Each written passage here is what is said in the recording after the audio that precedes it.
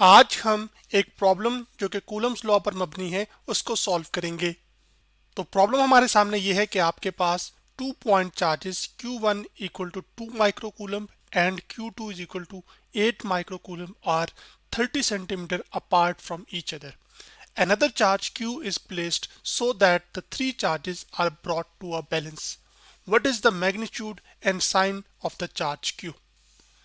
यानी कि प्रॉब्लम हमारा ये कहता है कि आपके पास दो पॉइंट चार्ज हैं, जैसे कि आपके पास एक ये चार्ज है जो कि आपके पास 2 माइक्रोकूलम है और एक सेकंड चार्ज है जो कि 8 माइक्रोकूलम है। और हमें ये बताया गया है कि आपके पास इन दो चार्जेस के दरमियान का जो फासला है वो 30 सेंटीमीटर है, जिसको distance is equal to r equal to 30 centimetre मैंने लिख दिया है। अब सवाल हमारे सामने ये है कि आपने क्या करना है कि इन दो चार्जेस के दरमियान एक तीसरा चार्ज लेकर आना है, और वो लेट से आप कह लें कि चार्ज क्यू है, मैं यहाँ पे रख रहा हूँ मिसाल के तौर पर। अब आपने इसको इस जगह पर रखना है कि ये जो चार्जेस हैं ये आपस में क्या हो जाए, बैलेंस हो जाए। तो उसको होने के लिए आपने ये बताना है कि जो थर्ड चार्ज आप लेकर आए हैं इसका मैग्नीट्यूड क्या है, यानी कि चार्ज की वैल्यू कितनी है। फिर उसके साथ साथ ये बताइए कि क्या ये चार्ज पॉजिटिव है या फिर नेगेटिव है। और ये चार्ज का यहाँ पर मैग्नीट्यूड और साइन तभी कैलकुलेट हो पाएगा जब हमें ये पता हो कि हम इस चार्ज क्यू को किस फासले पे रखेंगे, तो आपके पास जो इसकी वजह से फोर्स लग रही होगी इसके ऊपर वो बराबर हो आपके पास इसकी वजह से लगने वाली फोर्स इस चार्ज के ऊपर। यानी कि पहला चार्ज जितनी फोर्स तीसरे चार्ज पे लगा रहा है वो बराबर होनी चाहिए तीसरा चार्ज दूसरा चार्ज है वो तीसरे पे लगा रहा है, और डायरेक्शन भी इनकी क्या होनी चाहिए, ऑपोजिट। तभी हमारे पास क्या होगा, बैलेंस होगा।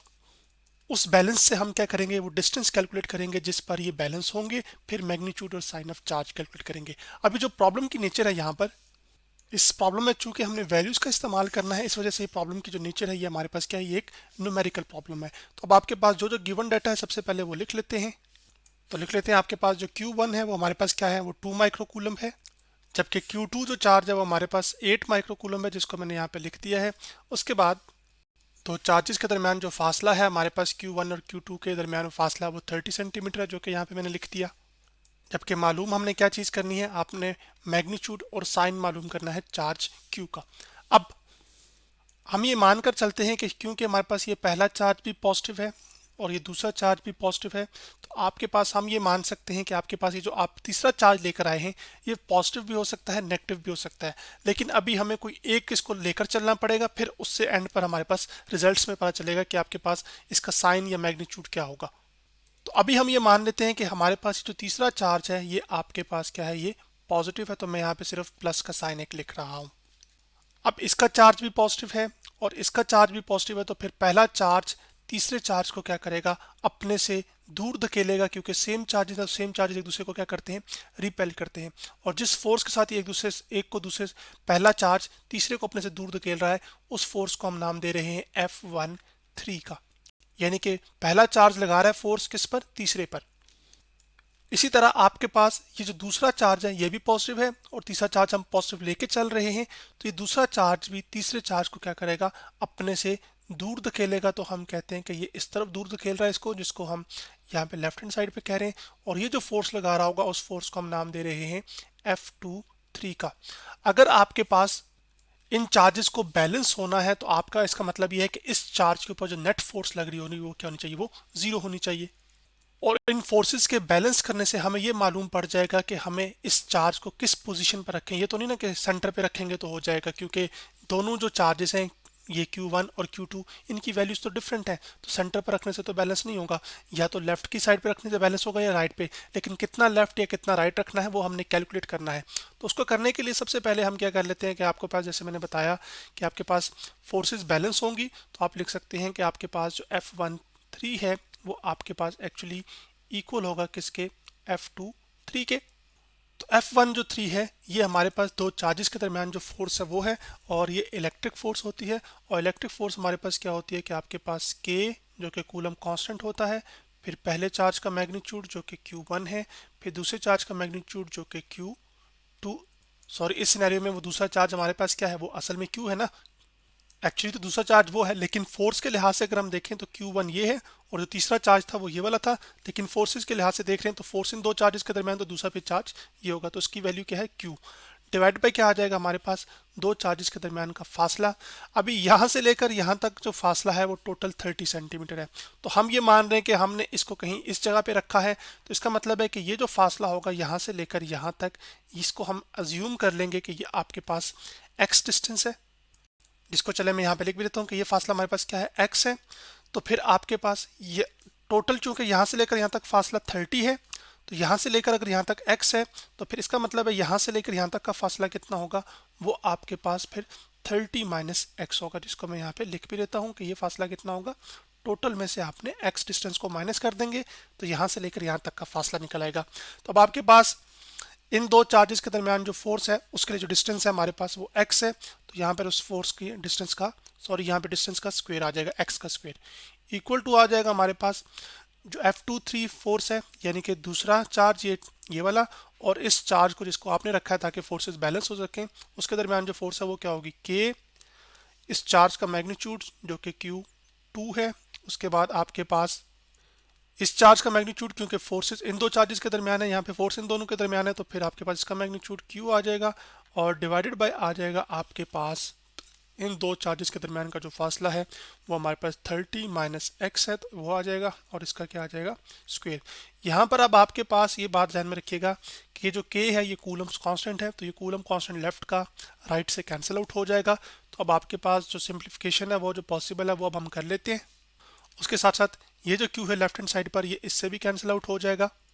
तो Q1 की जगह हम क्या करेंगे कि आपके पास 2 पुट कर देंगे और Q2 की जगह हम क्या पुट कर देंगे, 8 यहाँ पर। तो मैं पुट कर देता हूँ, आपके पास यहाँ पर आ जाएगा 2/x का स्क्वायर इक्वल टू आ जाएगा आपके पास 8/30 माइनस x का स्क्वायर, जो कि मैंने कर दिया है। उसके बाद आपके पास यहाँ पर 2 1 जा कितना होता है 2 और 2 4 जा कितना होता है 8। अभी जो 30 माइनस एक्स स्क्वायर है ये लेफ्ट हैंड साइड पे जाके मल्टीप्लाई हो जाएगा और एक्स के इधर आके मल्टीप्लाई हो जाएगा। क्रॉस मल्टीप्लिकेशन कर रहे हैं, ये वाली टर्म इधर जाके मल्टीप्लाई होगी और ये वाली असल में इधर जाके मल्टीप्लाई होगी। तो उसको करने के बाद आपके पास क्या आ जाएगा, 30 माइनस एक्स का होल स्क्वायर इक्वल टू आ जाएगा आपके पास यहाँ पर 4x स्क्वायर। अब आपके पास ये लिखा हुआ है फॉर्मूला a माइनस बी का होल स्क्वायर, जबकि आप ये जानते हैं कि जो a माइनस बी का होल स्क्वायर होता है, जो कि मैं यहाँ पे थोड़ा सा राइट पे करके लिख रहा हूँ, वो किसके इक्वल होता है, या चलें इधर नीचे लिख लेता हूँ। a माइनस बी का होल स्क्वायर हमारे पास असल में होता था आपके पास a square plus b square minus 2ab। यहाँ पर आपका जो a है वो असल में 30 है, तो आपके पास क्या आ जाएगा, इस फॉर्मूले के मुताबिक 30 का स्क्वायर आ जाएगा। फिर आपके पास आ जाएगा प्लस साइन और उसके बाद आपके पास आ जाएगा b यानी कि जो x है उसका स्क्वायर आ जाएगा, जो कि मैंने यहाँ पे लिख दिया।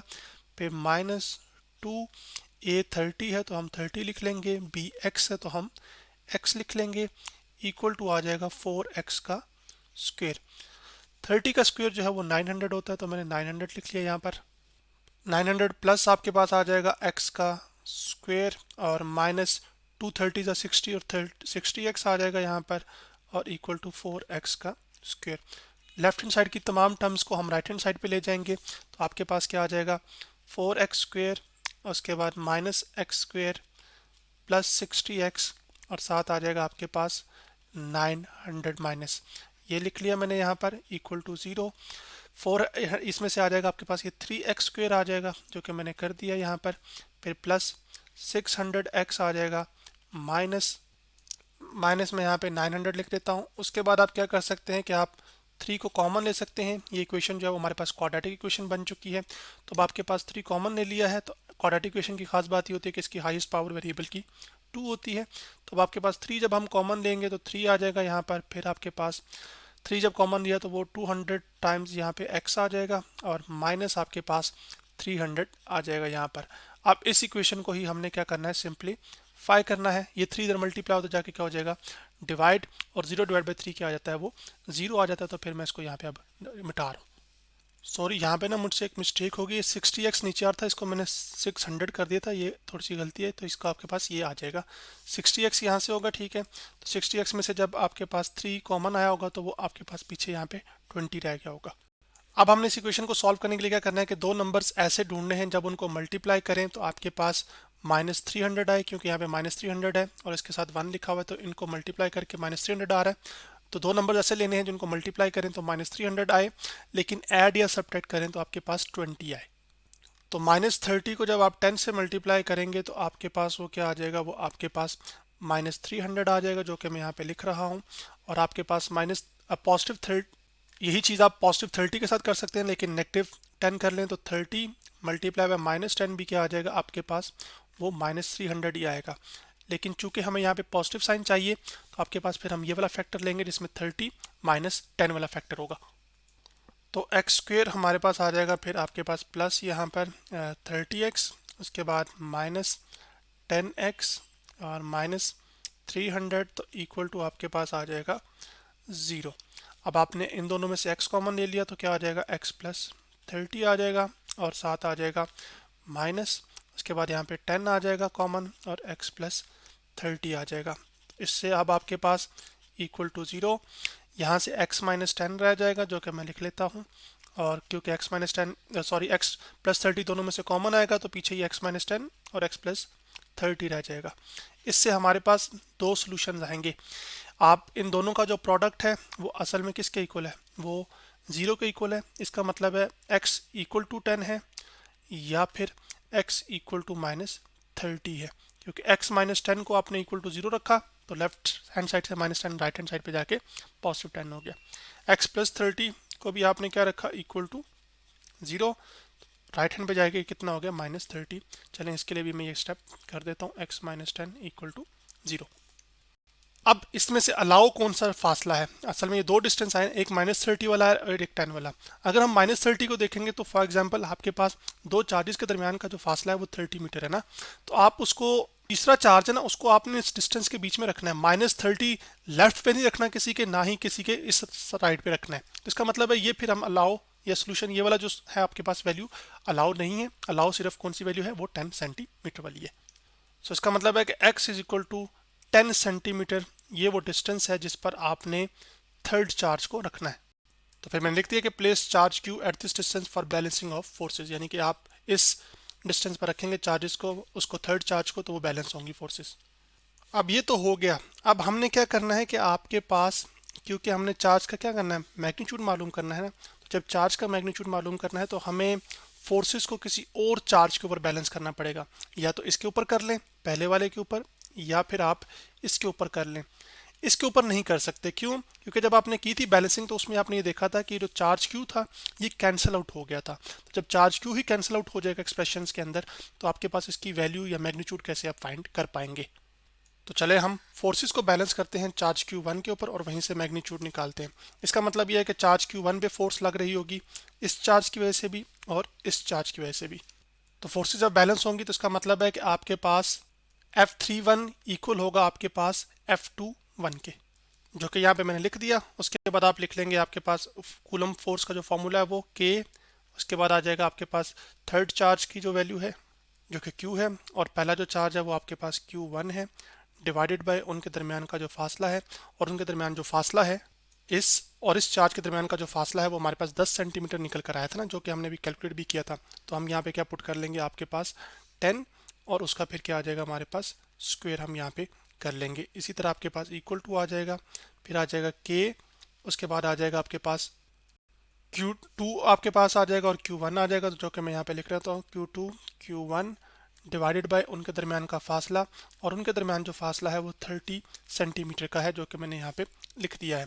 बाद में हम ये कैलकुलेशंस के अंदर आप क्या कर सकते हैं कि इन डिस्टेंसेस को मीटर में कन्वर्ट कर सकते हैं, लेकिन क्योंकि ये हम मोस्ट सिंपल कैलकुलेशन करना चाहते हैं जिसमें डेसिमल्स इन्वॉल्व ना हो, इस वजह से हमने इसको उसमें कन्वर्ट नहीं किया।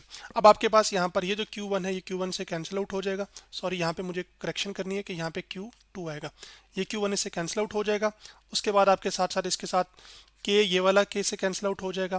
तो ये Q हमने फाइंड करना था, तो वो जो Q है आपके पास वो इक्वल टू आ जाएगा यहाँ पर Q2, और Q2 की जो वैल्यू थी वो हमारे पास कितनी थी, वो आपके पास हमें पता है कि वो 8 माइक्रोकूलम थी, तो जिसको हम 8 ही पुट करेंगे क्योंकि अभी कन्वर्जन हम यूनिट्स की नहीं कर रहे। तो आपके पास कितना आ जाएगा, 8 आ जाएगा यहाँ पर। तो मैं लिख लेता हूँ 8, और उसके बाद डिवीजन में जो 10 का स्क्वायर है उधर ऊपर जाके क्या हो जाएगा, मल्टीप्लाई, यहाँ पे 10 का स्क्वायर इधर आ जाएगा, और डिवीजन में यहाँ पे आपके पास 30 का स्क्वायर आ जाएगा। अब आपके पास कटिंग जो पॉसिबल है वो कर लेते हैं।